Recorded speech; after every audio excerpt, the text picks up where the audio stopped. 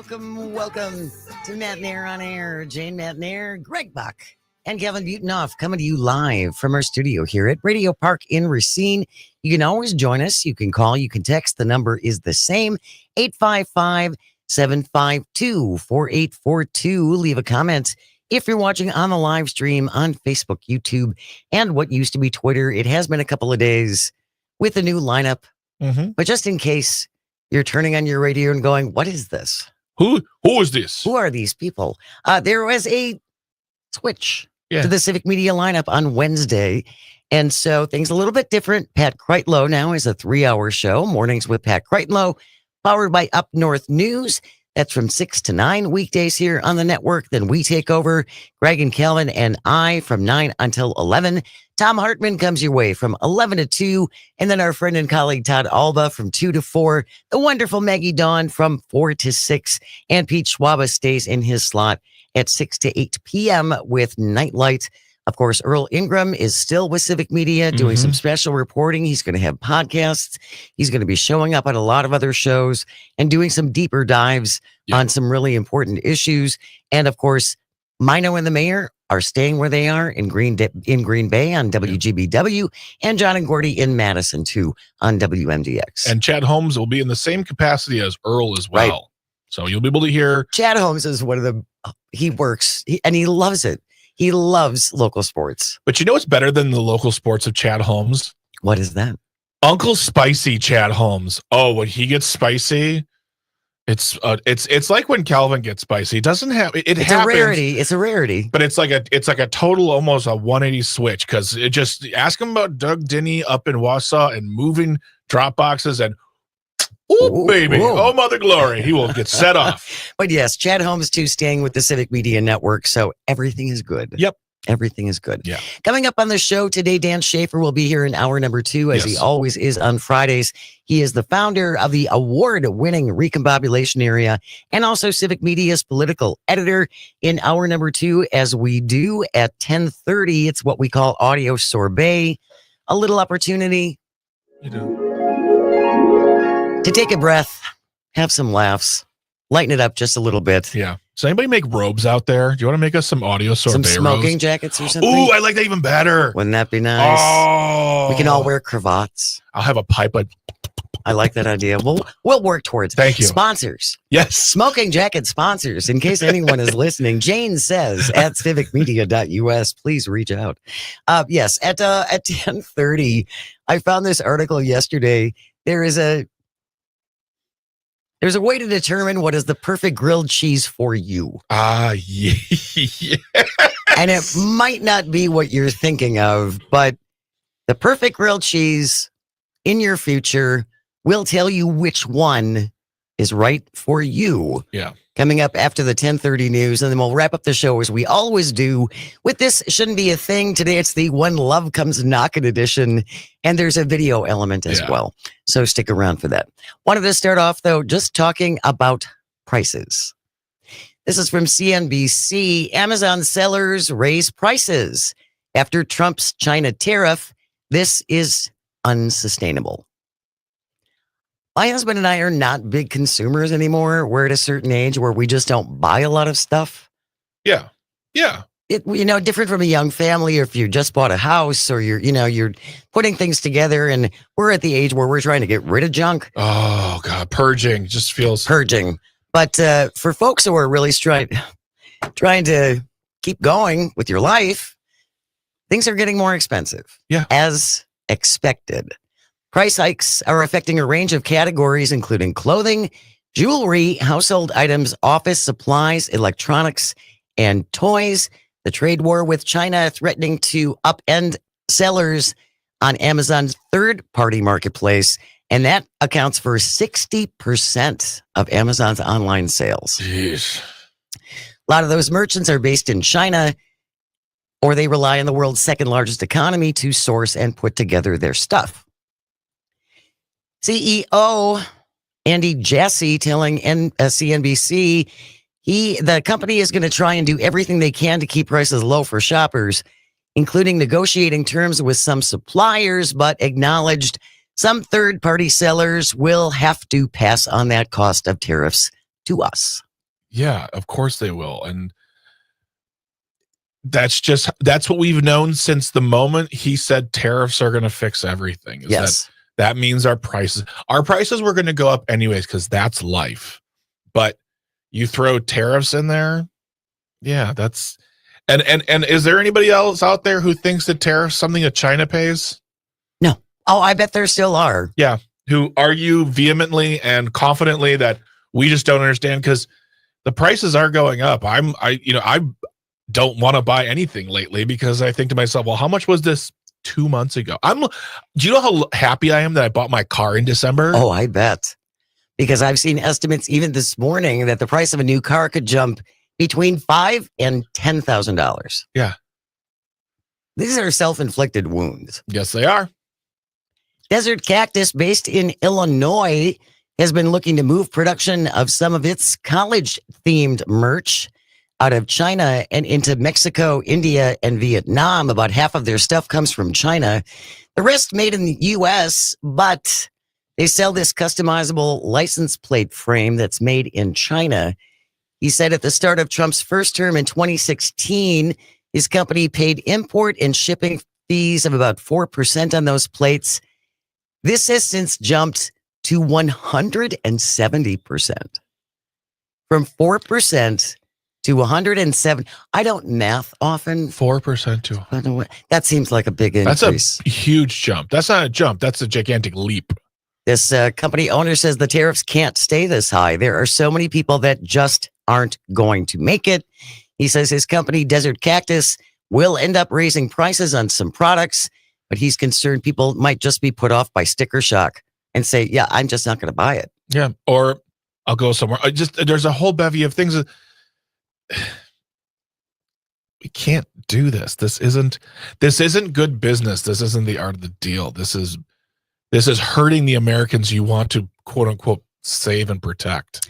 Dave Dama, who is the co-founder of a beauty business called Pure Daily Care, said the cost to make one of his skincare products in China jumped to $25 from $10. Jeez. Most Amazon sellers will have no choice but to raise their prices. He said if you were selling something for $40 and making $7 or $8 profit at the end of the day, with these tariffs, those days are gone. This is not sustainable. I'm curious if you have noticed when you've been out and about, because the commander-in-chief said just yesterday, prices are down. Everything is down. Oil is down. Gas is down. Food is down. All the things are down. The prices are down. And that's just not true. Now, I will fully admit, I will fully say, I've been checking the egg prices because remember last year it was all, God, they couldn't shut up about egg prices, and now they don't care. Right. And they didn't care when they were nearly $7 at the Piggly Wiggly here in Wisconsin. The price has gone down. It has. On that, fine. But that has more to do with the bird flu and how that was handled, less to do with the magical deals of Trump. So just to say the prices are, that's not true at all. It isn't. Prices are going up.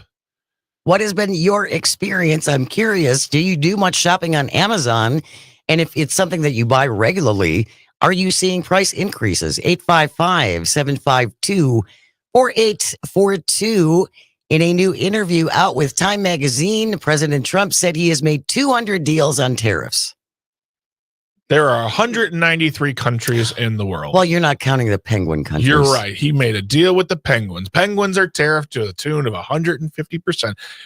I have another question, too, on top of what Jane was asking. Is there anything you had to give up because you just can't afford it? Because it's, whether it's a luxury or it's like, oh, instead of getting the good peanut butter, we're going to get the store brand. Generic brand. The generic brand. You know, what are the choices you had to make in the past, past few years, but in the recent times, of the past few months? Tell us. Let us know. 855-75-CIVIC, 855-752-4842. CNN anchor John Berman says to date, 0 deals have been announced. The president says, I've made 200 deals in this article in Time Magazine. He's asked, you made 200 deals? The president says 100%. Can you share with whom? The president says, because the deal is a deal that I choose, view it differently, We are a department store and we set the price. Okay, remember? Okay, all right. Remember this time last year, Jane, when we were worried about a Joseph Robinette Biden, about the things he said in interviews and how he was behaving? I do not understand how we cannot be in the same place about this man. That is a nonsensical mishmash answer. Well, and I went to that Time article, which I will include a link in the show notes. I was expecting, because most times when they do this with a president, it's the reporter's question and then the answer. Yes. And the reporter's question and the answer. Yeah. That is not the way this Time article is structured. They pull out some of his quotes. Yeah. Which leads me to believe that were we to see a transcript of this, there'd be a whole bunch of nonsensical stuff in there. Well, and that's the funny thing. You asked me to look for quotes on what he was talking about with regard to prices. And 2 articles I looked at didn't quote sentences or 2 sentences or a paragraph. They quoted 1 or 2 words. And put that in the article. Yeah. Prices are, quote, going down, price, quote, end quote. Like, that's not how you quote people anymore. Like, when the president speaks, they usually speak in eloquent sentences in which you put in your paper so people can get context. This is just like, what did Grandpa say? He said it's fine. It's all good. Yeah. Nothing to worry about. The other thing I saw this morning, again, Donald Trump likes to talk about how rich we're getting on all of these tariffs. Regardless of what the tariffs bring in, the fact that he has gutted the IRS, this is going to be not even just a wash. Yeah. We're going to end up underwater from this. Yeah. I mean, again, under President Biden, there was 1 year where we pulled in what, $1.7 billion. Yeah, there was like from tax cheaters. Yes, this was, and that was the thing too, is I saw people running memes that say, remember Joe Biden was the one who hired 70, 80,000 agents to go after hardworking Americans like the way. No, they were going after legitimate multi-million billionaire tax cheats who just decided, yeah, I'm not going to do that because they've been getting away with it. And for we got so long. $1.2 billion. That is just pure profit for this country. But that's gone. That's gone now. But yeah, tariffs are going to all make up for it. No, they're not. And when they pass their monumental tax cut for the wealthy, not you, right? Good luck sorting out your new tax forms or your experience with the IRS, because it's going to take longer to get through to them because they're gutting the IRS, which means longer wait times on the phone. And you probably won't be able to go inside either. They'll probably shut down some. If it's anything like Social Security, they're going to shut down buildings too. Well, and you can kiss those direct file days too, because they're getting rid of that program as well. Because tax preparers pay to play, baby. Tax preparers want you to go to them. Yep. Stay with us. We're going to talk about Trump tariffs and Wisconsin's farmers. That's on the way. Stay close. You're listening to Matenaer On Air on the Civic Media Radio Network.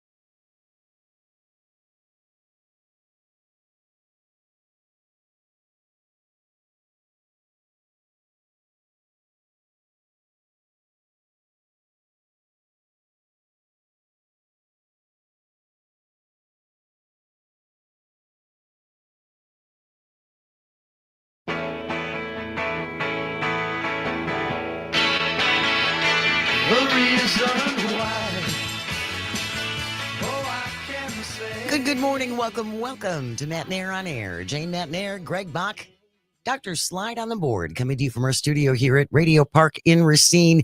You can always join us, call or text. The number is the same, 855-752-4842. Leave a comment if you're watching on the live stream on Facebook, YouTube, and what used to be Twitter. Brewers in action tonight against the Cardinals.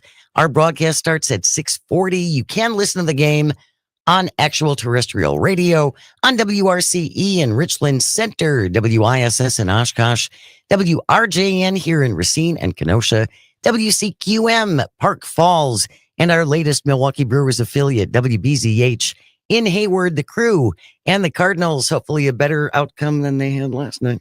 The broadcast starts at 6:40. Wanted to talk a little bit about Wisconsin farmers and tariffs, and we have done this quite a bit just over the last couple of months. This is from the Wisconsin Examiner from Bill Berry. Local food growers in Wisconsin hit hard by Trump tariffs. Red Door Family Farm in Marathon County expect that they will survive the latest Trump administration moves, but the failure to honor contracts that supported schools, pantries, and helped out boost local foods and grocery stores, they're not so sure about some of their fellow local food growers. Trump administration eliminated the local food purchase assistance program and the accompanying local food for schools program, and in the process just backed out of money that had already been committed for this year, leaving almost 300 farmers across Wisconsin holding the bag. That's something that I've got to remind myself to ask Jim Santel when he's here next week on Thursday at 9:30 here on Matenaer On Air. Is, when you assign contract and you pull out like that, do the farmers have any sort of recourse? Unless of course Trump is just going to go right over to his accountant's office, say, hey, cut a check for $12 billion, pay him off, shut him up. Yep. Do it like we did in Trump 1. We do it like we did there. But also, we've talked about this food assistance program a couple times before this, and this is just this is cruelty.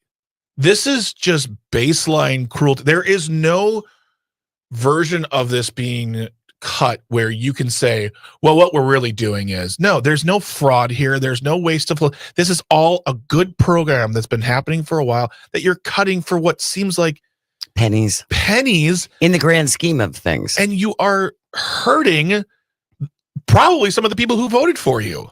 Stacy Botsford, again, who's one of these farmers in Stevens Point, says it's the arbitrary and capricious cutoff of monies already committed, monies that many farmers were promised and have already invested. Yeah. Yes. They've already spent the money on some of these infrastructure projects. They've already spent the money on perhaps a new drainage system or maybe even a new solar array, something like that. They've already shelled out the money, and the government's saying, that contract that you had? Yeah, no. And some of these contracts have been paid out to a certain degree because they're paid out over time. They've just canceled them too. So it's like that last bit of just paid and be done.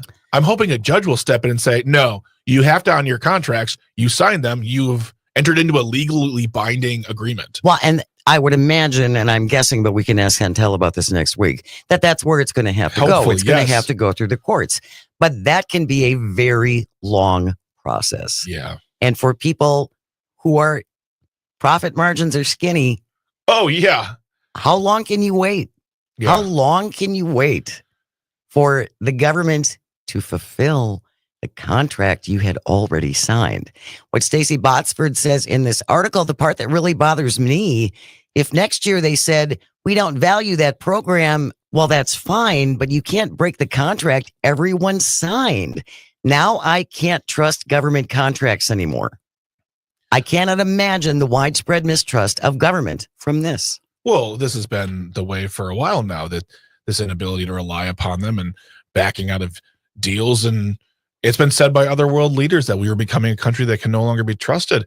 And also, let's realize something in this moment is that these farmers are used to getting shafted by this government, regardless of the president or the Congress or the party. They're constantly being told later, tomorrow, maybe, who knows? But we Probably love you. not. But we love you. You are just like small business owners, you are the backbone of our country. But it's not an election year, so I don't have to really do anything.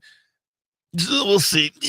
Well, and I would think the lack of movement on the farm bill would be a huge indicator for farmers everywhere that, they really just don't seem to care. What are we? We're a year and a half late on that. Yeah, a year and a half late. At least. Yeah, yes, a year and a half late on the farm bill being finished. And, we asked Darren Von Ruden, we've talked to Hans Breitner, any farmer we've talked about the farm bill, and they kind of shrug their shoulders and say, we're just working with them and trying to get things done.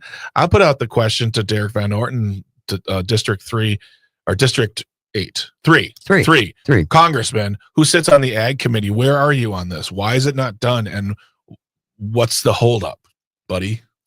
We're going to talk to Will Westmoreland. Yeah. Is going to be back on the show. He joins us a couple of months ago. He has a YouTube channel called The Back 40. Yeah.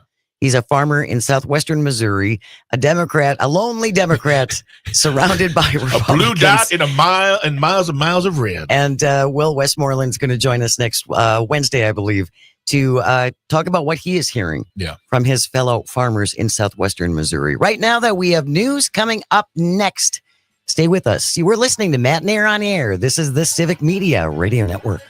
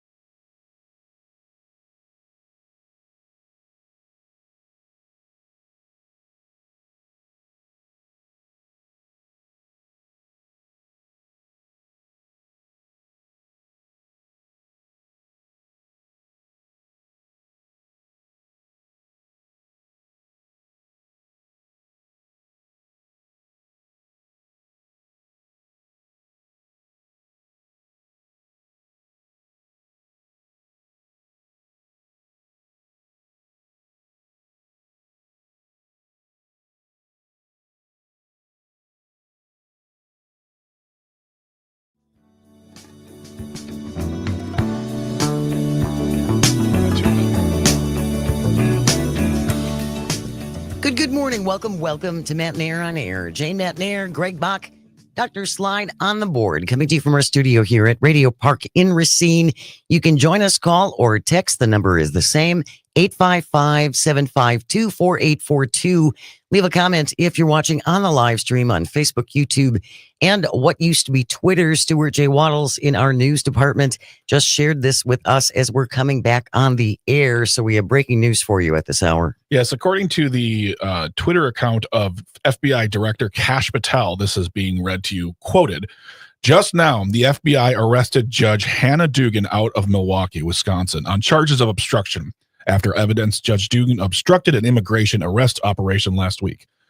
We believe Judge Dugan intentionally misdirected federal agents away from the subject to be arrested in her courthouse, Eduardo Flores Ruiz, allowing the subject, an illegal alien, to evade arrest. Thankfully, our agents chased down the perp on foot, and he's been in custody since. But the judge's obstruction created increased dangers to the public." That is the end of the quote from Kash Patel, the FBI Director Kash Patel's Twitter account, which was just released. And thank you to Stuart J. Waddles for the information. But that is breaking news out of Milwaukee right now. I would imagine CBS will have an update at the top of the hour in the 10 o'clock news. But again, a Milwaukee County judge has been arrested by the FBI. To give you a little background check, this is from WISN from just a couple of days ago. Milwaukee County judge under investigation over claims she shielded a defendant from ICE agents. Judge Hannah Dugan has been on the Milwaukee County bench for 9 years. According to law enforcement, ICE agents were waiting outside of her courtroom last week for a man making a court appearance. Dugan allegedly shielded him to avoid his ICE detention. In an email to other judges, Chief Judge Carl Ashley confirmed the presence of ICE agents last Friday, explaining they had a warrant. They were asked to wait outside the courtroom. Ashley said he had no information as to what occurred in the courtroom. Outside of that courtroom Wednesday afternoon, Judge Dugan said she had no comment on the incident or the ongoing investigation.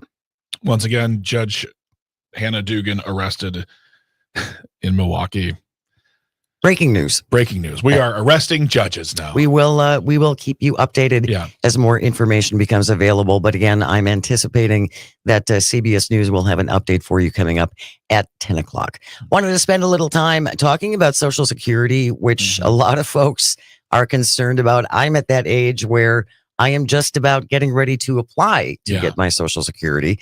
This from the Wisconsin Examiner, Ruth Conniff, with the byline, Martin O'Malley comes to Wisconsin to sound the alarm about Social Security. Donald Trump and Elon Musk are trying to break Social Security so they can rob it. Wow. Martin O'Malley, a former Maryland governor and Social Security commissioner under President Biden, did a bunch of hits across Wisconsin yesterday.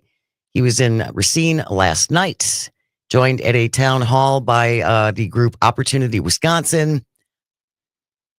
Representative Brian Stile, it's his district. Was he there? He was invited. Oh. No show. O'Malley says, having served in the agency so recently as its last confirmed commissioner, I feel a responsibility to speak up. The only thing that's going to stop the driving of Social Security into system collapse is the American people rising up. I mean, that's Medicare, Medicaid, Social Security. I think those are the three biggest. Those are the ones that the GOP says, don't worry. We're not going to touch it. We're not going to touch it. You know, Derek Van Orden said SNAP benefits. We're not going to touch it. We're not going to touch your benefits. We're not going to do, you're going to be fine. But they're moving towards legislation, a budget with such cuts that there's no feasible way that they can't go after these programs. And well, God help your souls when you do, because you think town halls are bad now? Seriously. The moment the pen goes down and signs those bills into law, I don't know. It's not a great move. I mean, Derek Van Orden, 3 weeks ago, we played a clip of him yelling at a qualified doctor talking about SNAP benefits, saying that it wouldn't go down a nickel. Quote, not a nickel. 2 days later, he votes for the budget resolution that would force them to make cuts to benefits. And if they go after Social Security, and Jane, you say you're at the age where you're starting to apply. I'm at the age where I'm starting to take notice of my account to see how much I'm paying in. Yep. But I think I don't think there's a Gen Xer my age or younger who thinks, there's probably a chance I'll get less or nothing. Calvin is our resident young person here. Calvin, do you have any expectations that you will ever take your Social Security? You're 27 years old? Yeah. Oh, I'll be 27 in October. I don't want to rush it too fast. Sorry, I'm aging you so rapidly. Whatever. Yeah, I don't know. I try not to think about it. It's something I've been hearing since I was 10 from the Republican side is Social Security is going to go broke. You're never going to get it. And now the reason I'm not going to get it is because the Republican Party has decided to dismantle it. I don't know. It's unfortunate. And it's got to be really disheartening. It's got to be really disheartening for young people because you're still having the money taken out of your paycheck for it. You're still paying in.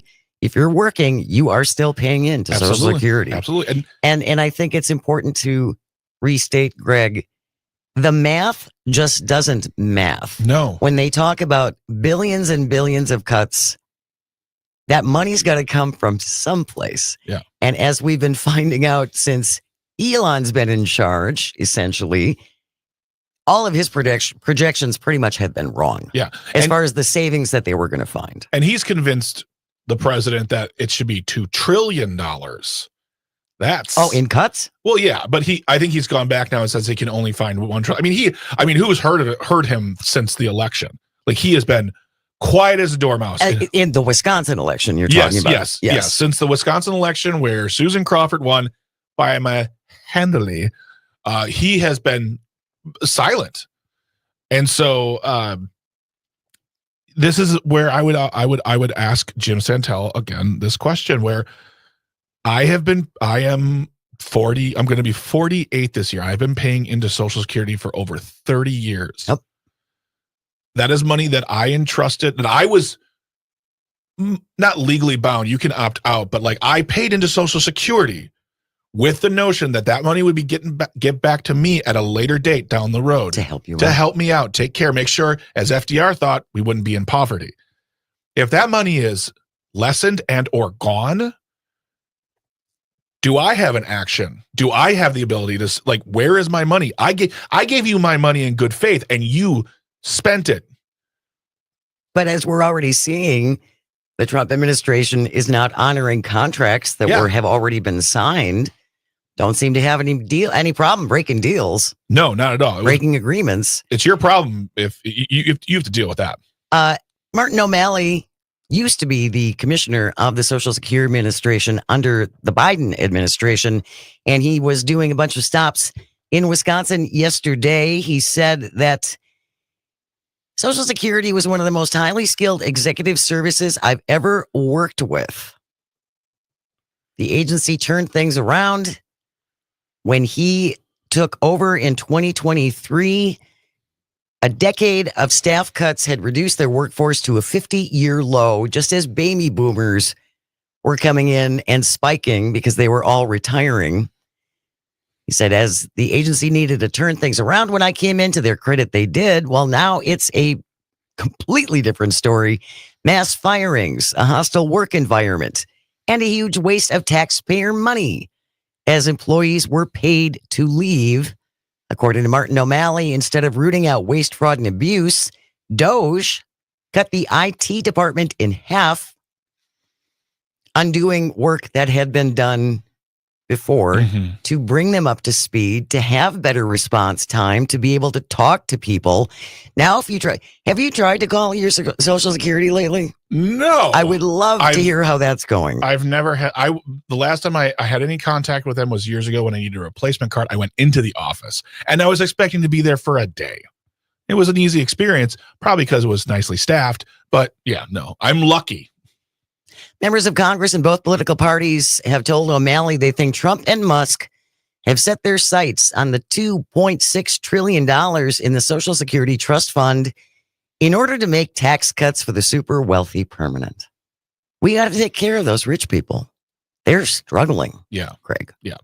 I want to just reiterate to say something really quick.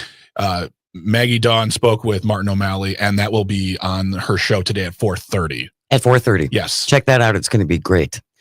O'Malley also said that it's a whopper of a lie that immigrants without legal status are draining resources from Social Security.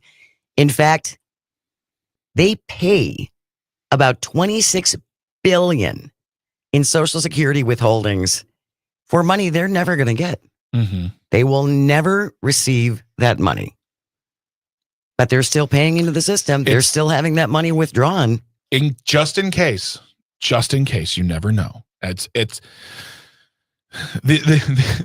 when we have Jim on, when there's no news law wise, we can have like maybe a grab bag of, because this is a question I really want to ask is what recourse do you have? recourse? What is the government's responsibility from a legal end if they gamble away, get rid of whatever our money? It's my money. I gave it to you. Well, and it's always driven me crazy. It is an entitlement, which means we are entitled to this money because we have been paying in for all these years. Yep. They have taken that word and turned it to mean something to which you are not deserving. That you don't deserve this. You feel a sense of entitlement that you should get this money for nothing. That's not what Social Security is. How dare you ask for this? Why do you think you deserve this? No, it's because I'm entitled to it. Just like unemployment insurance, I'm entitled to if I get fired because I pay into unemployment insurance. Entitlements is not a bad word, period.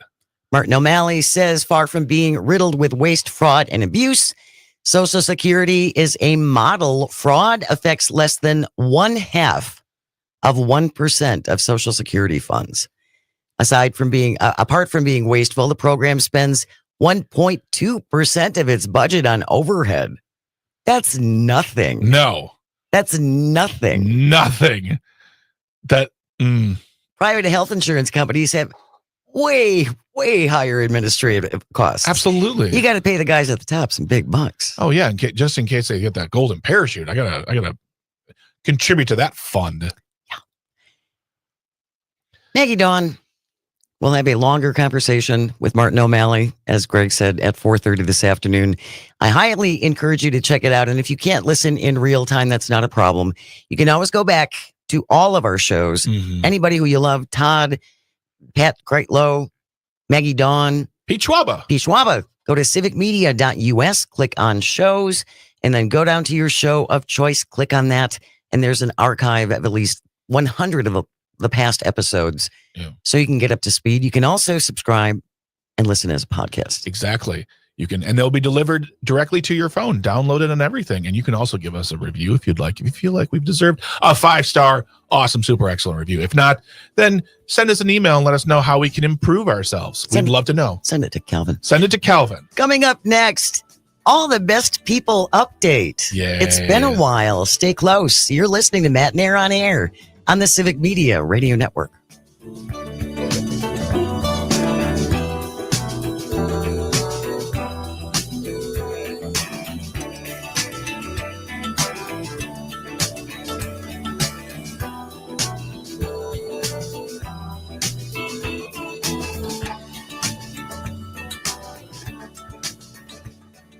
See you.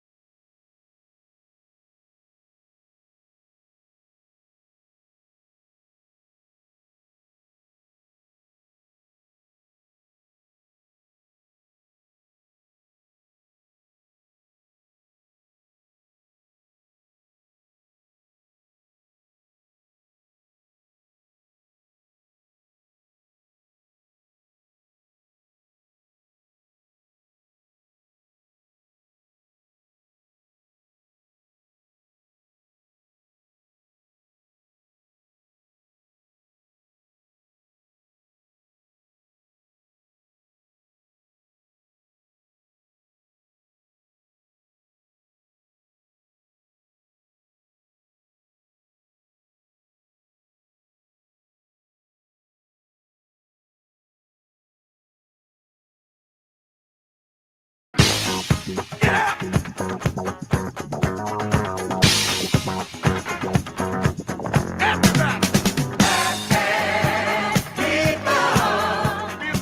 morning. Welcome back to Matenaer On Air. Jane Matenaer, Greg Bach, and Sweet Calby on the board, coming to you live from our studio here at Radio Park in Racine. You can always join the show. Call or text. The number is the same, 855-752-4842. You can leave a comment if you're watching on the live stream on Facebook, YouTube, and what used to be Twitter. We are following some breaking news at this hour from Daniel Bison, the Milwaukee Journal-Sentinel. Milwaukee County Circuit Judge Hannah Dugan arrested by federal authorities at the courthouse. Arrested today. They're investigating whether she tried to help an undocumented immigrant avoid arrest after he appeared in her courtroom last week. A spokesperson for the U.S. Marshal Service confirmed that she was arrested about 8 o'clock this morning. FBI Director Kash Patel posting on what used to be Twitter about the arrest. Officials haven't yet identified the defendant, whom she is accused of assisting. It appears this Mexican immigrant was facing 3 misdemeanor battery counts. He was due in Dugan's courtroom April 18th for a scheduling hearing. Sources tell the Journal-Sentinel ICE officials arrived in Dugan's courtroom on the morning of April 18th when they went to the chief judge's office. Dugan directed the defendant and his attorney to a side door, directing them down a private hallway and into a public area.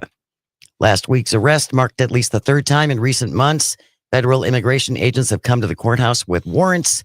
In March and April, 2 people were arrested by ICE officials in the hallways of the courthouse. This is breaking news. Yes. And an ongoing story. We are reaching out to our friend and colleague, Jim Santel, host of Amicus, a law review, to see if he's available to break this down. He may actually be in court. Yeah. He is a practicing attorney, so. But I will say this is all the more reason to stay on top of the Civic Media lineup, because I am positive Todd Alba will be talking about it. And I know Maggie Dawn will be talking about it later as well. Yep. And if we can get some more information, we will discuss it further. But right now we have the breaking news, and as well as, you know, the what I read earlier was coming directly from FBI Director Kash Patel, right, who broke the news on Twitter. As one does. You know. Real briefly before we go to the top of the hour news, we haven't done all the best people for a while. You know, Jane, I was just telling all of my friends on Facebook, I don't know what's going on with all the best people. So we're going to have a little update for you. Awesome. She was once called Lady Trump. Was that a compliment? It was a compliment. Weird. Yes, I remember her. You may not remember her. Ms. Fiore. Michelle Fiore. Okay. This is my favorite version of Jane, when you're about to talk about something and you have to literally, I think, swallow bile down. I just have to take a breath so I can get my brain in order. Michelle Fiore ran for a 3rd congressional district in Nevada in 2016. A year later, she ran to represent a different ward. She won. Unfortunately, she was accused. She started this big fund. Yeah. She started a fund for a fallen officer. That's great. It's wonderful. A fundraiser. I love it. A fundraiser to create a memorial for this fallen officer. Great. Yeah, she used the money. To build the memorial for the fallen officer? No. Where can I go see it? No. She used the money raised during this fundraiser on herself. Oh, what did she do? She spent the money. Okay. Apparently bought some nice things. She was tried and found guilty, but that's okay. That's great. That's the court working. That's justice. That's due process. All the things we talk about in America. What else happened, Jane? Donald Trump has pardoned her. Awesome. We live in a hellscape. Trump pardons Fiore, clearing the former Las Vegas councilwoman after being convicted of fraud. She was convicted last year of using donations intended for a fallen officer's memorial for her personal use. So it's not just the January 6th attackers who all got pardoned, and some have gone on to commit other crimes. Correct. Since they have been pardoned. Yes, they have. One of them was shot and killed. Yeah, like within weeks. Yes. Now we've got good old Michelle Fiore. She was sentenced. She was going to be sentenced next month on a conviction of 6 counts of wire fraud and 1 count of conspiracy to commit wire fraud. Each one would have carried a maximum of 20 years. She announced her pardon in a Facebook post yesterday. Today I stand before you, not just as a free woman, but as a vindicated soul whose prayers were heard, whose faith held firm, and whose truth could not be buried by injustice. It was buried in a bunch of BS is what it was buried in. I have a really quick question. I'm going to address the live stream right now because I can't see our audience listening. Are you someone who thinks that what we talk about is commie trash? In other words, do you not agree with us? Can we agree that the lady who embezzled funds for a fallen officer, backing the blue, that's a bad thing? Maybe Trump wasn't right to pardon her for this one. Let her, learn the lesson of committing a crime. Stealing is wrong. If you disagree and you think, no, she's fine, let her go. Let her run Vegas. Let her run a hotel and a casino. Do as well as Trump did with his. If you agree, I want to know why. Because this is a prime example. I mean, she literally embezzled on an officer's death. And spent the money. And was convicted. Due process. But see, I think the excuse will be, well, there was a corrupt system. She was unfairly charged. The prosecutors were corrupt. The whole jury was corrupt. It's just, they're all corrupt. This is great. She should be free. She's Lady Trump. Oh, God.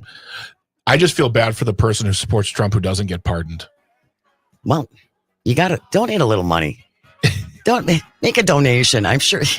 Then you can talk. Then you can talk about Disgusting. We have news coming up next. Stuart J. Waddles will have an update about this arrest of a Milwaukee County judge. Stay right here. You're listening to the Civic Media Radio Network.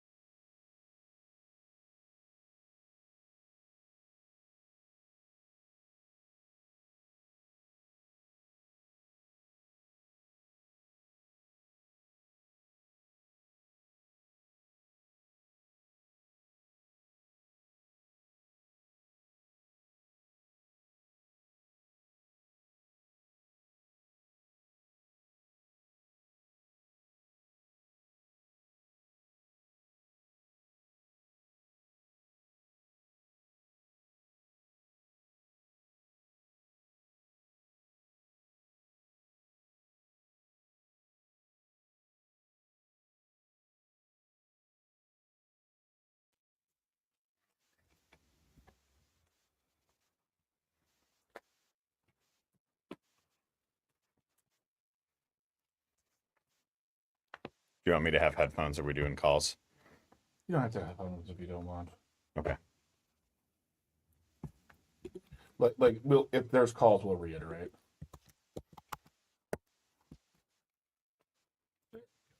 Oh, yes.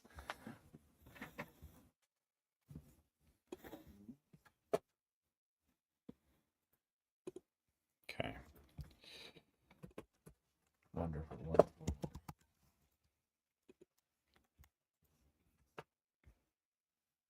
Yeah, the series finale of the Connors really did their best to completely erase Roseanne. Like not even like they played old clips from the show from the early days. Nothing of her. That's what you get for.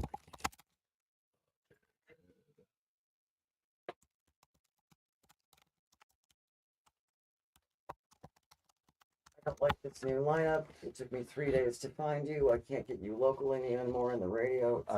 I responded to her. I said, thank you for sticking with us. You can always listen to us on the app. Also, if you've been listening to us, you know.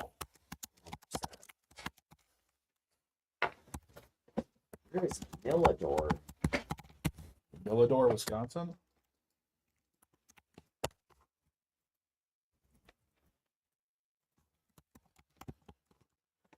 Northeastern Wood County.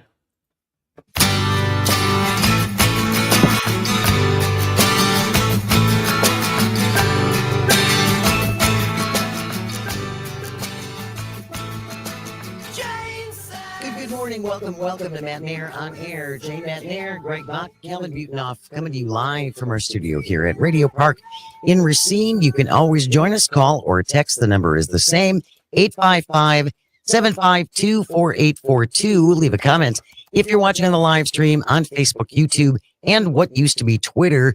It's Friday. That means it's time for some recombobulation with Dan Schaefer, creator of the multi-award-winning Recombobulation Area and also Civic Media's political editor. We come back on the air with some breaking news from about a half an hour ago. Milwaukee County Circuit Court Judge Hannah Dugan arrested earlier this morning by federal authorities at the courthouse. The spokesman for the U.S. Marshals Service confirmed her arrest about 8 o'clock this morning. They have not yet identified the defendant. She is accused of helping. It appears to be a Mexican immigrant who is facing 3 misdemeanor battery counts. What I get from this article from Daniel Bice in today's Milwaukee Journal Sentinel, they were informed that ICE officials arrived in her courtroom last week.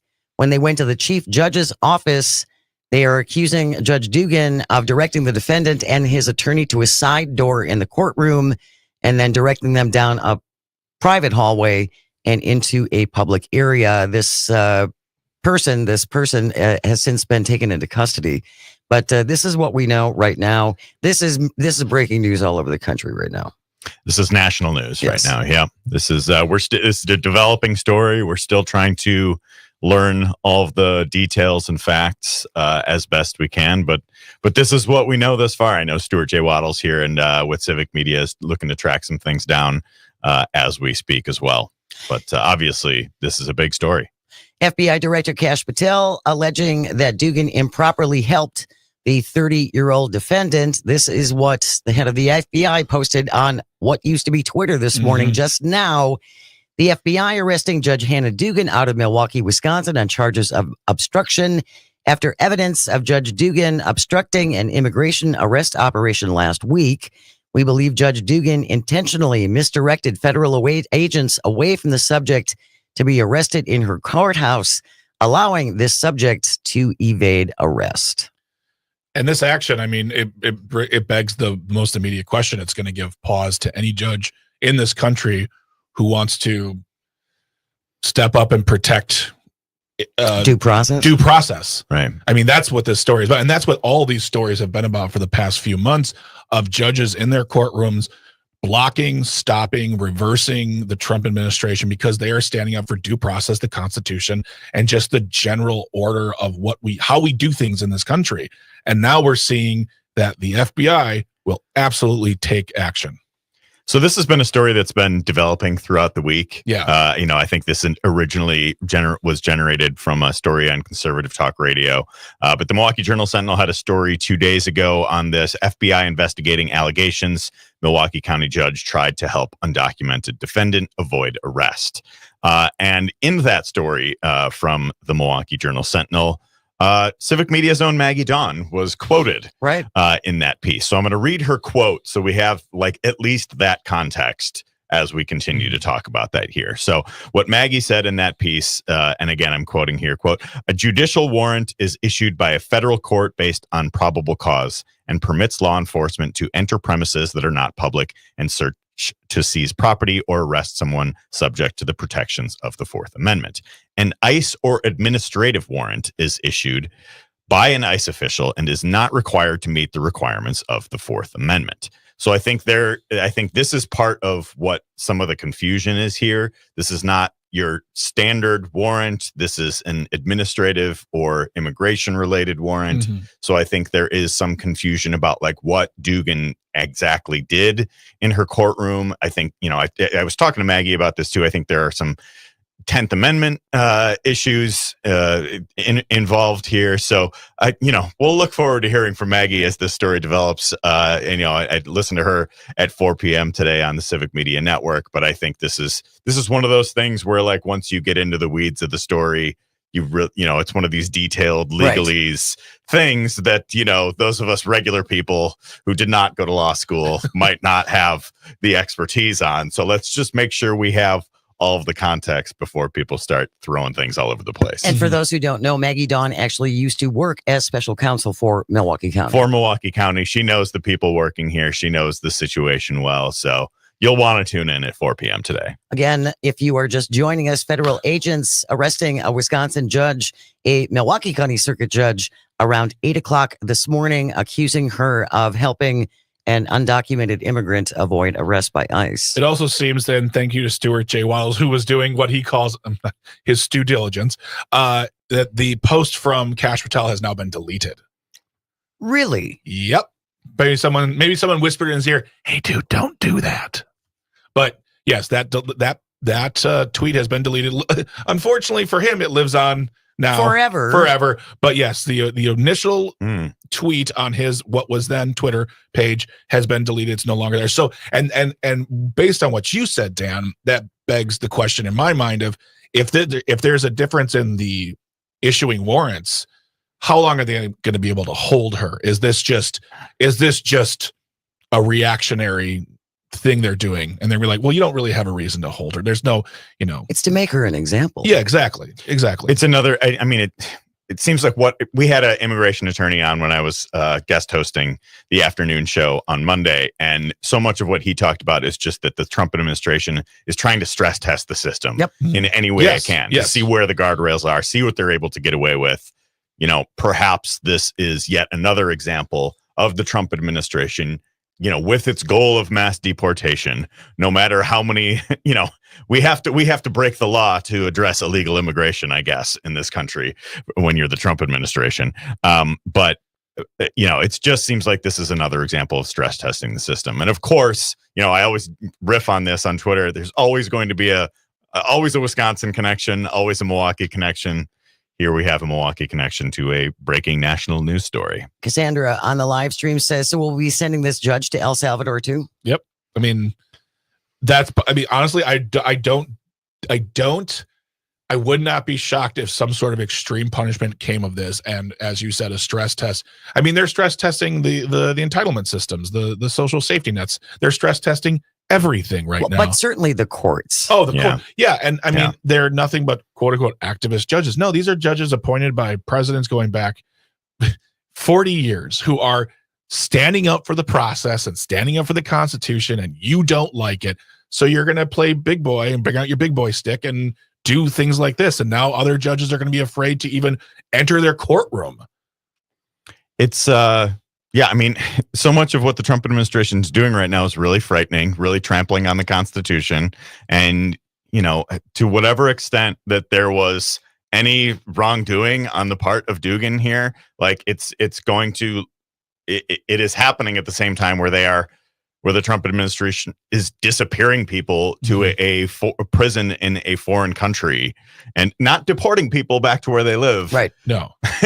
Right. Sending people to a unaccountable foreign prison there, and so I just think there's a lot to be worried about here.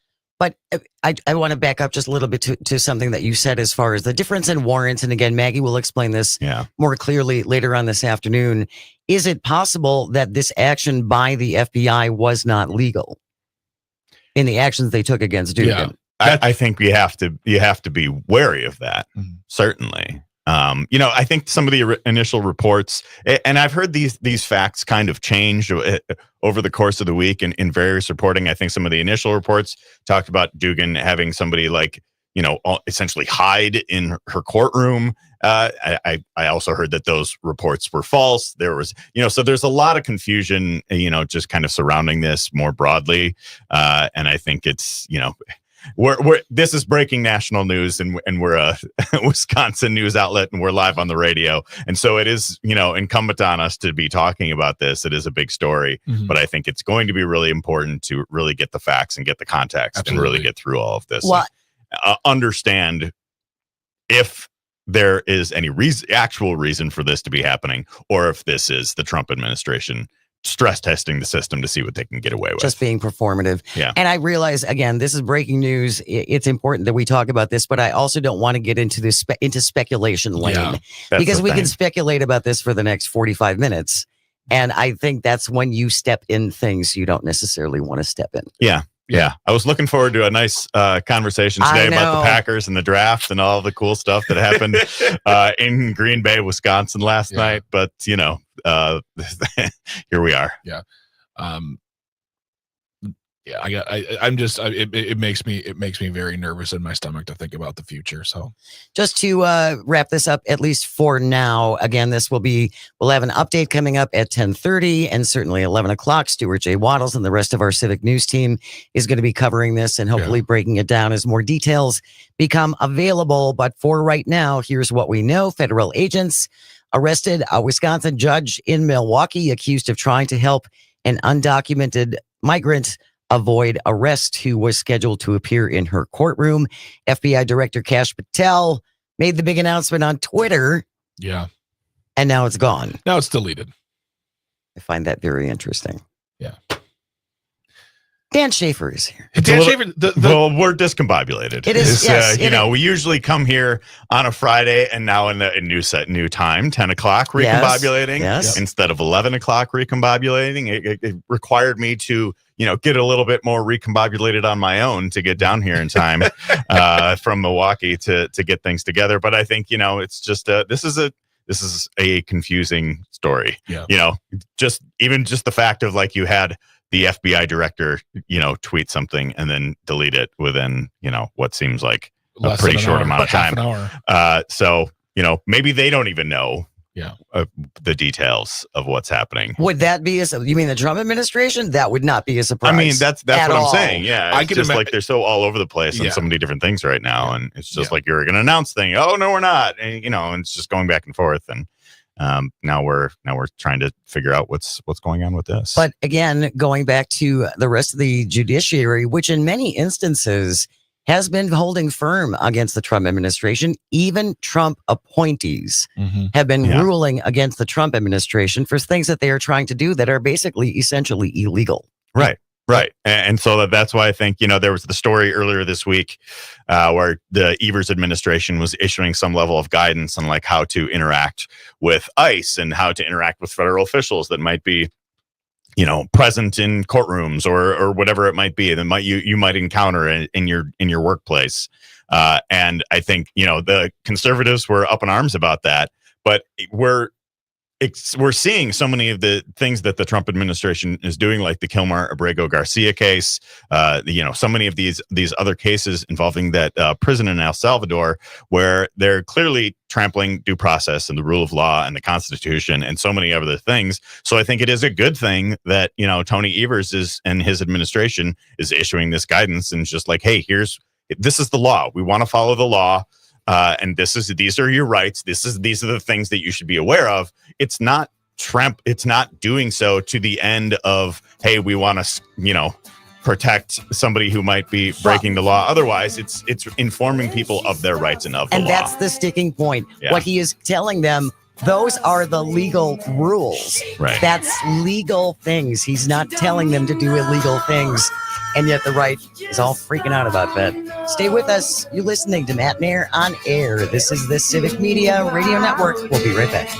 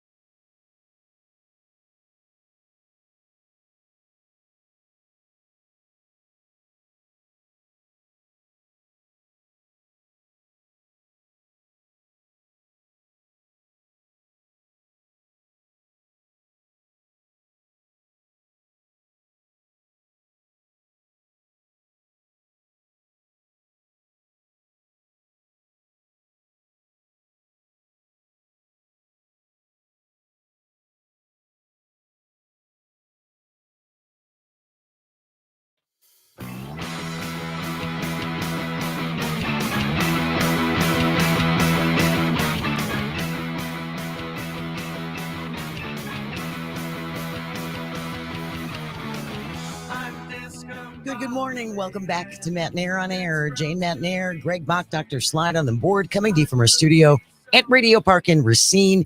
You can always join us, call or text at 855-752-4842. Leave a comment if you're watching on the live stream on Facebook, YouTube, and what used to be Twitter. Dan Schaefer from the Recombobulation area and also Civic Media's political editor is here, as he is every Friday. About an hour ago, we had breaking news.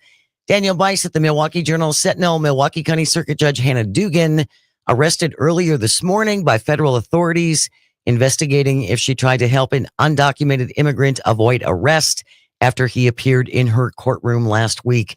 That is essentially what we know right now. This is a breaking story. This will be ongoing. Stuart J. Waddles, I'm sure, will be having an update at the 10:30 news and throughout the morning. And then Maggie Dawn, who is an attorney and who worked as special counsel for the city of Milwaukee.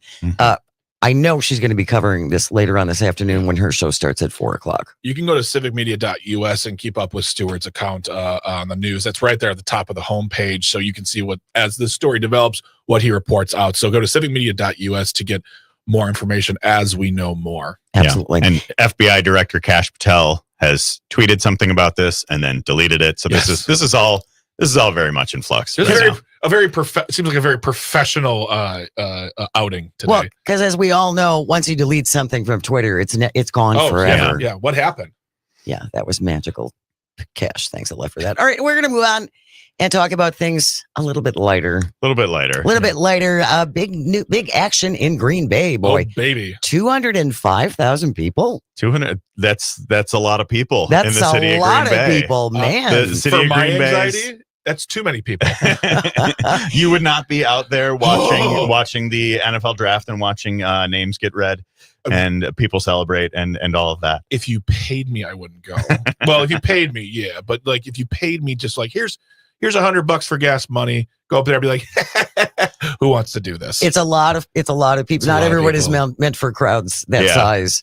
But boy, were they happy with the Packers' first-round draft pick. That was a pretty remarkable moment in Green Bay, Wisconsin. You know, it's such a unique thing. The Green Bay Packers, just the existence of the franchise to begin with. It's a city of 107,000 people. It's the smallest market in professional sports.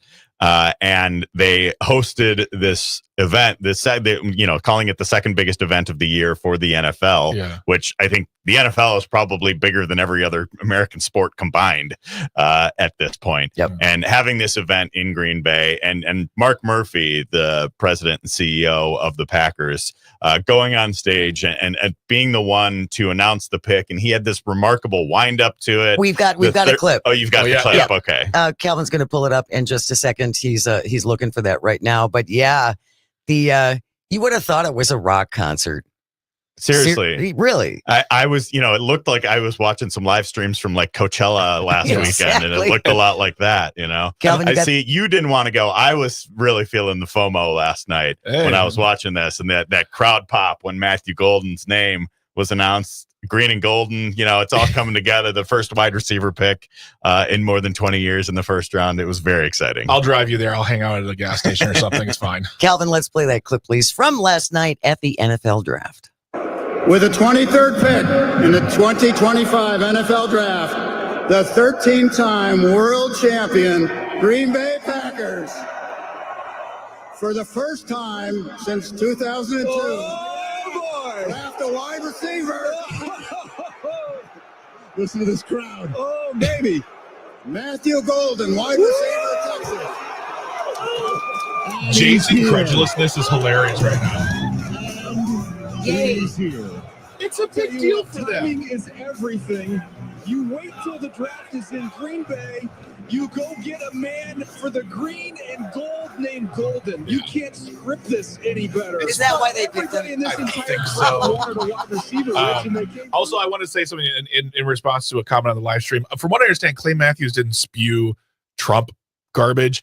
He made a joke where he said President Trump issued a statement saying the Bears still suck. Whatever. There was like a 5-second window there where he's just like, I have a message from President Trump, and it's like, oh no, everybody held their breath. What's this gonna be? He's like, I'm going off script. Here's a message from President Trump. I saw James Jones behind him, former Packers wide receiver. He had this look on his face, just like, where is he going with this? Yeah, and then he was like, oh, the Bears still suck, and everybody's laughing, and it was a good time. But there was that like 5-second window. Oh there Lord, what's he gonna say? What is he doing? Yeah. So why is it taking them so long to draft a wide receiver? They have always drafted wide receivers in like the second or third round instead of the first round. So this was like a thing during Aaron Rodgers' tenure. The whole time he was quarterback of the Green Bay Packers, they did not take a wide receiver in the first round. They took Greg Jennings in the second and Jordy Nelson in the second and like a few other guys and Devontae Adams in the second round. So they always kind of made it's just so it's a tease. It's a tease, and it's just like the Packers, they're a good team typically, so they're drafting at the end of the first round.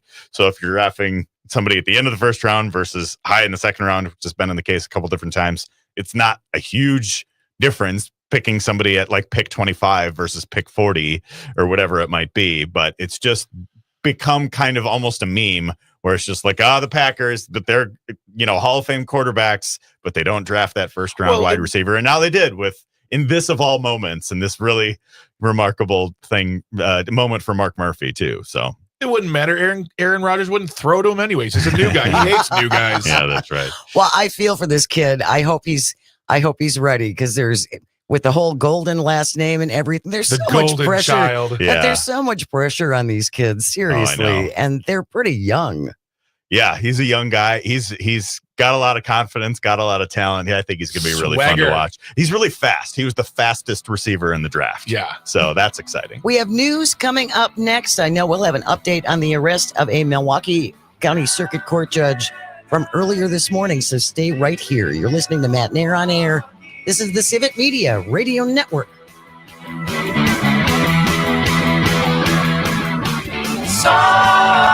Signs and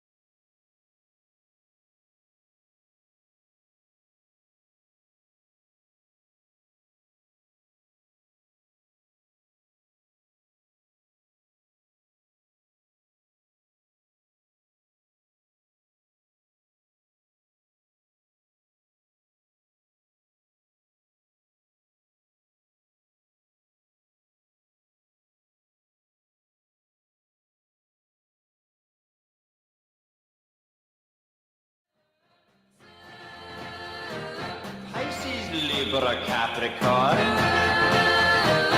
I didn't know when you were born. Aries, Taurus, Gemini.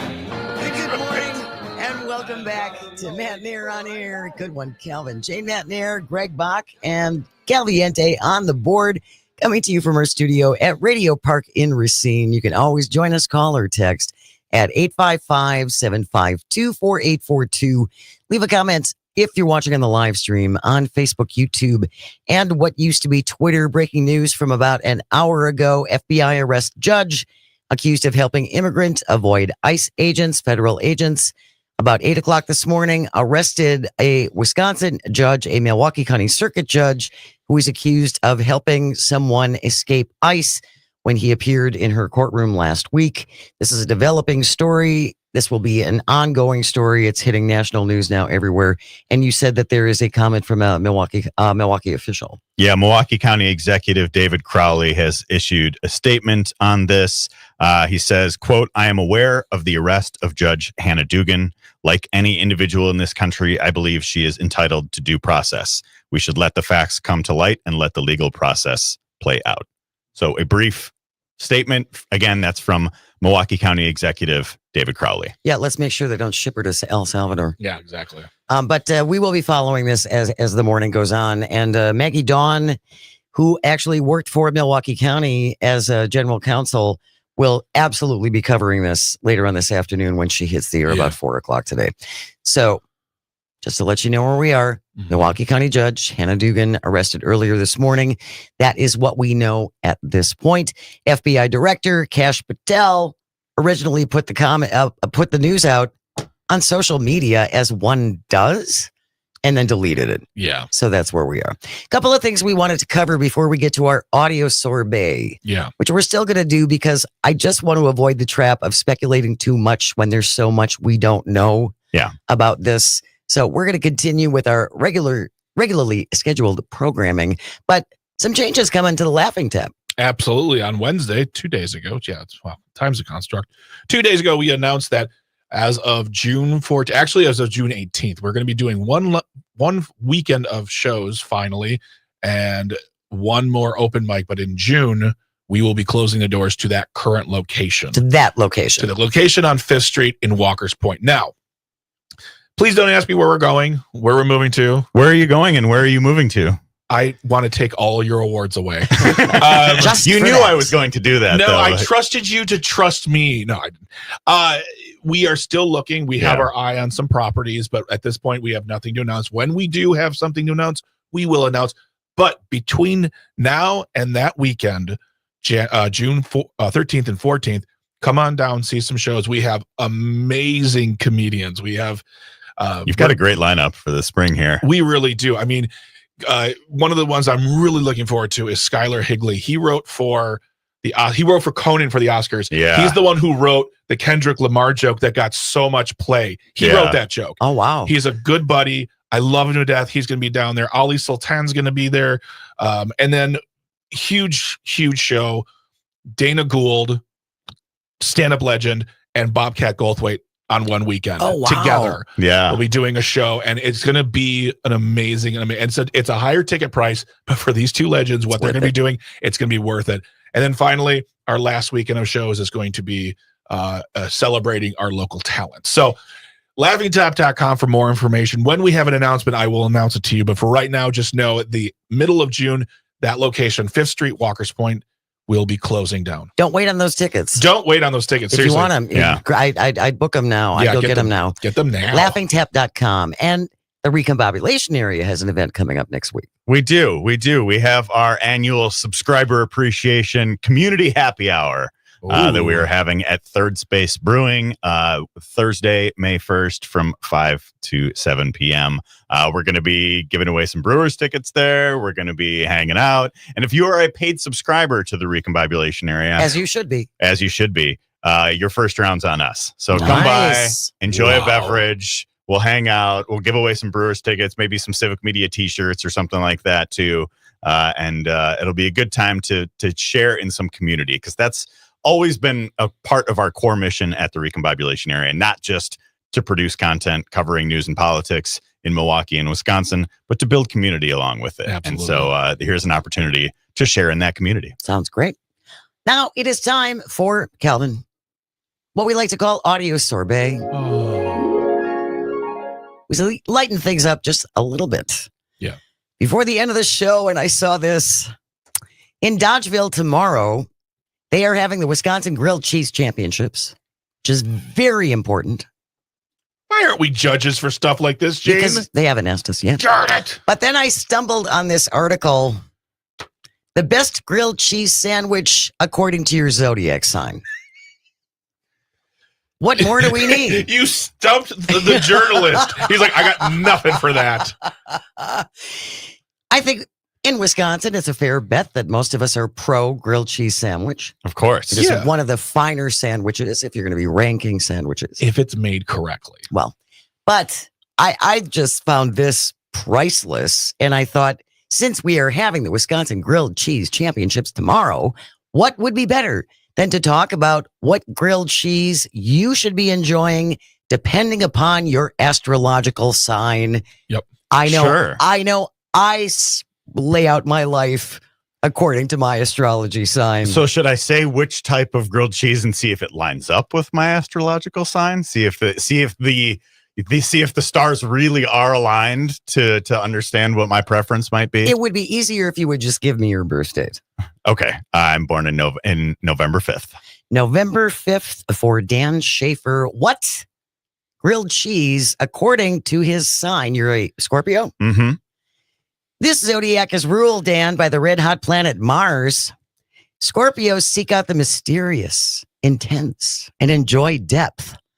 Since they value their privacy, a pita bread is a perfect fit for a Scorpio. Calvin, you're a Scorpio too, aren't you?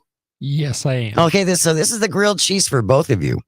With its deep pockets, this will be a mystery to others what you're eating. No one will know, Dan. No one will know. Only you will know there It's is always a priority for me when I'm eating right? your grilled cheese. Guess- I can't let anyone know what's in it. Only you will know there's a salty, tangy, smoky duo hiding inside because Scorpios are often intrigued where things are a little bit odd. It suggested crumbled feta or funky blue cheese Ooh. and a slice of provolone to melt it all together. For that bright, smoky finish, tuck in some slices of roasted red pepper. I love feta cheese. So, Yeah? yeah, Feta, provolone, and roasted red peppers? that sounds terrific. Really? You're Yeah. good with I'm that? on board. Absolutely. And I'll tell you why I am a big proponent of this design.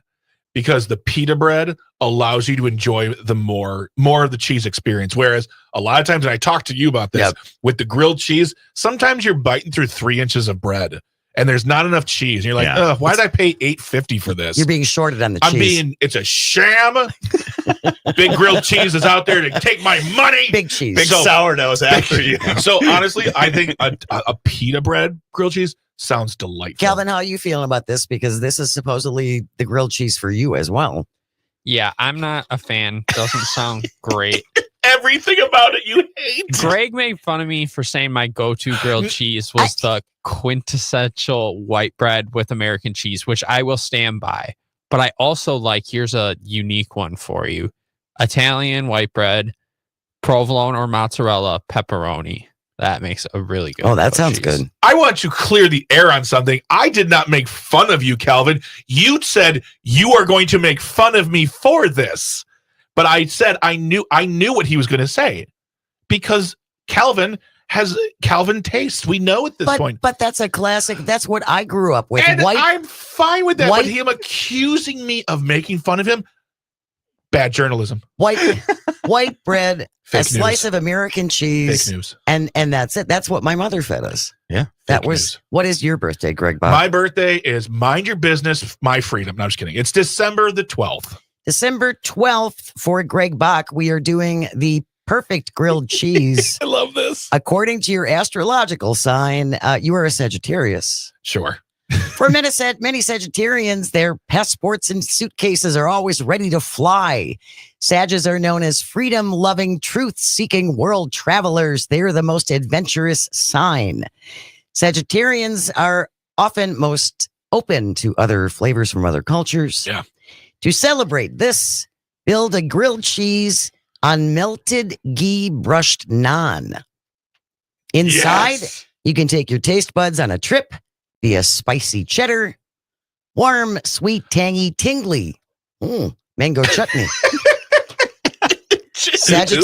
Sagittarius, best grilled cheese, spicy cheddar, and tingly mango chutney. That Sounds awesome. The Can I be a Sagittarius too? Well, I'll tell you what. You make yours, I'll make mine. We'll cut, we'll share. Oh, there we go. I'm not hesitant on I love mango.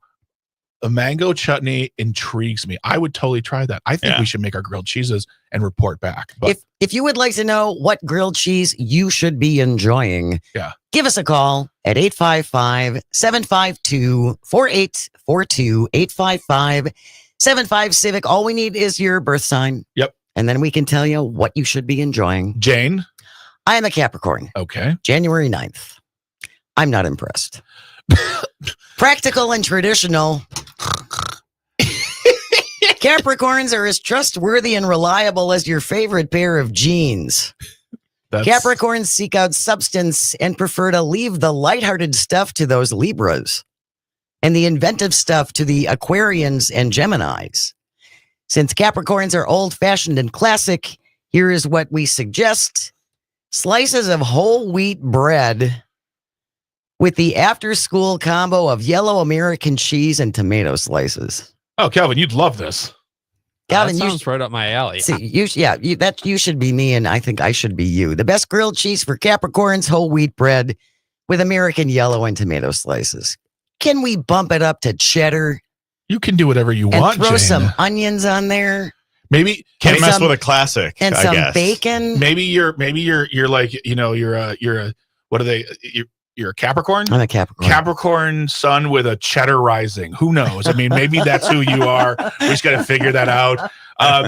Cassandra on the live stream yelled out Gemini. All right, we got a couple of minutes. Let me pull up the best grilled cheese. If you are a Gemini, can you? All right, well, it's just within. We don't know the date exactly, but she is a Gemini. I'm just trying to find it. Here we go. Gemini, adventurous in the life of the party. Geminis are driven by curiosity.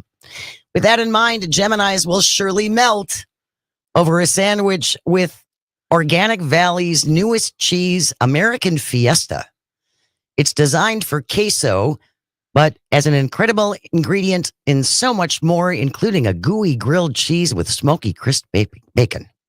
So for Geminis, the best grilled cheese, multi-grain bread, American Fiesta, and crispy bacon. I want Gemini's. That's really good. Sandwich. I mean, I will say really right good. now, I'm really on. I think Dan's sandwich is winning for me. Like that is the most intriguing. But it's the pita that pulled you. Well, it's the pita, but also it's the blue cheese and the feta. Like those are two distinct flavors. And then as a binding agent, using provolone to melt it. I mean, come on. Good. Pretty good. We will include this in the show notes. Absolutely. If you want to find out the perfect grilled cheese for you, you can find it after the shows over at civicmedia.us. When we return, we're going to wrap it all up with This Shouldn't Be a Thing.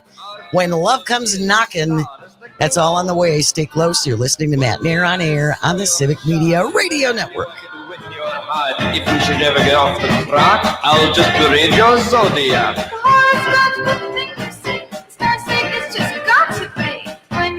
Astrology.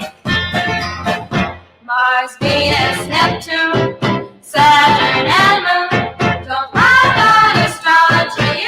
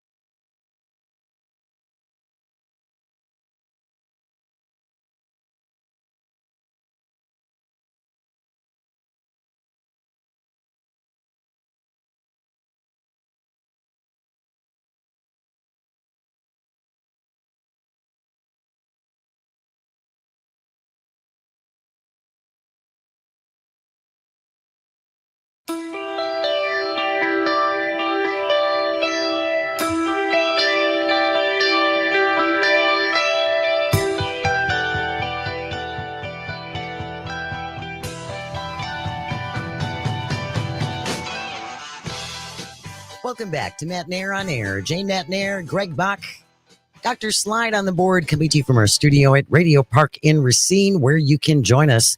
Call or text. The number is the same, 855-752-4842. Leave a comment if you're watching on the live stream on Facebook, YouTube, and what used to be Twitter. Breaking news this morning from the Milwaukee Journal-Sentinel, Daniel Bison, John Dietrich. Little update now. Milwaukee County Circuit Judge Hannah Dugan has been arrested and charged with 2 felonies. This broke early this morning, about an hour and a half ago. Yeah. Milwaukee County Circuit Judge Hannah Dugan arrested this morning by federal authorities, charged with felony counts of obstruction for her role in allegedly helping an undocumented immigrant avoid arrest after he appeared in her courtroom last week. The 65-year-old Dugan set to appear before U.S. Magistrate Judge Stephen Dries at 10:30 this morning. So this has already happened, or this hearing is still underway.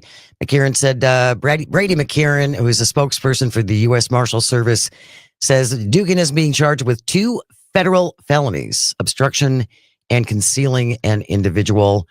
We will have more at the top of the hour news with Stuart J. Waddles in our news department, and also Maggie Dawn, who was worked as general counsel for Milwaukee County and is an attorney. So I know Maggie will be talking about this more at 4:00. But just to give you a heads up again, Milwaukee County Circuit Judge Hannah Dugan arrested and charged with 2 felonies in an ICE case. That is from earlier this morning. It's 11:54, Calvin. That means it's time for This Shouldn't Be a Thing.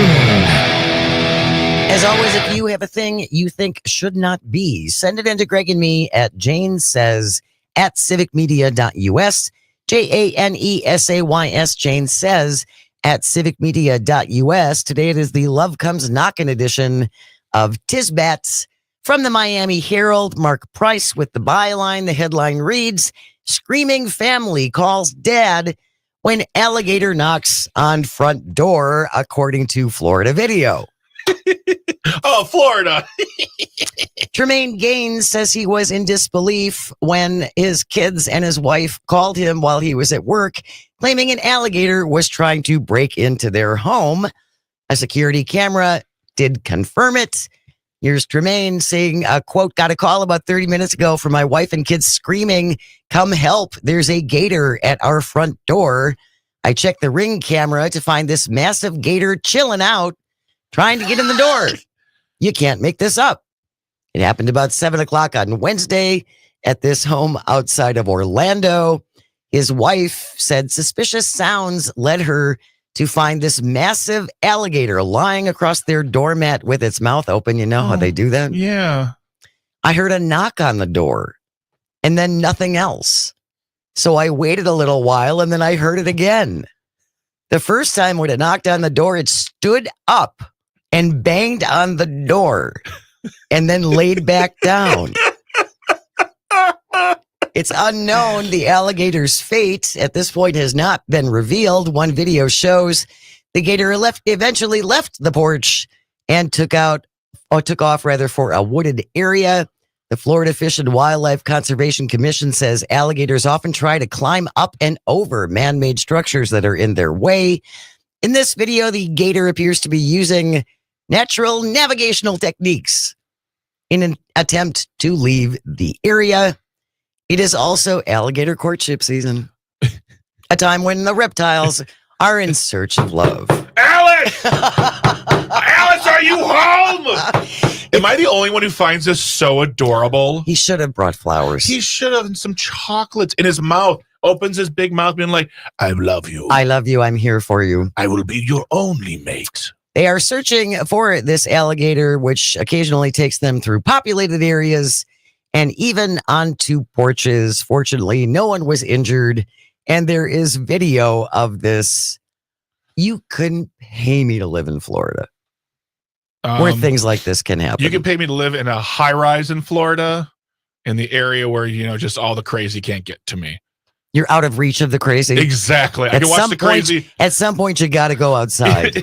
No, I don't. Deliver everything. Exactly. Exactly. He's on the 5th floor. That's all. That's the only place you'll see him. This sounds like a cartoon. Was the other guy also wearing like a top hat and a bow tie? He had a tie. Exactly. It was nice. It was very nice. He had brushed his teeth. You could tell. Dracar Noir. Very shiny. That wraps up today's edition of This Shouldn't Be a Thing. Coming up on Monday, Joe Zepecki is going to be joining us to talk about his bid to head up the Democratic Party in Wisconsin. Absolutely. Longtime friend of the show. I'm going to say this right now. I don't know much about the other candidates at this moment. We'll learn more as we go along. But Joe Zepecki is the kind of guy, in my opinion, who can take the energy that Ben Wickler has and has brought to the party. And take it and run with that baton, in my opinion. That's just me. Absolutely. And then Will Westmoreland, who has a YouTube channel called The Back 40. I highly encourage you to check it out. He's a farmer in southwestern Missouri, and we're going to be talking about tariffs. He was here with us a couple of months ago, and obviously things have continued to develop. So we'll talk to Will Westmoreland and find out what he is hearing. He's a farmer. Yes. He is a farmer too. So we're going to hear what is going on in his corner of the world and much, much more. Thank you, Greg and Calvin and all of our engineers, because without you, nothing works. And thank you most of all for calling and for texting and for listening. It really does mean the world. I hope you find some joy over the weekend and you have the chance to share it. Keep it right here. News is coming up next on the vast, statewide, countrywide. You can listen anywhere if you have the app. Civic Media Radio Network. Have a good weekend. We'll see you Monday.